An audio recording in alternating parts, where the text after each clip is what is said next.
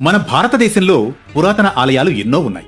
అందులో తమిళనాడులోని చిదంబర నటరాజస్వామి వారి దేవాలయం ఒకటి. ఈ ఆలయంలో మనం నమ్మలేని వింతలు విశేషాలు ఎన్నో ఉన్నాయి. ముఖ్యంగా ఈ ఆలయ గర్భాలయంలోని వెనుక భాగంలో ఓ చక్రం ఉంటుంది. దానికి ముందు భాగంలో బంగారం బిల్వపత్రాలు వేలాడుతూ కనిపిస్తాయి. అయితే భక్తులకు కనబడకుండా ఓ తెరను అడ్డుగా ఉంచుతారు అక్కడి అర్చక స్వాములు. అయితే ప్రత్యేకమైన సందర్భాల్లో మాత్రం ఆ తెరను తీసేసి భక్తులకు చూపిస్తారు. ఈ ప్రదేశాన్నే శివోహం భవ అంటారు.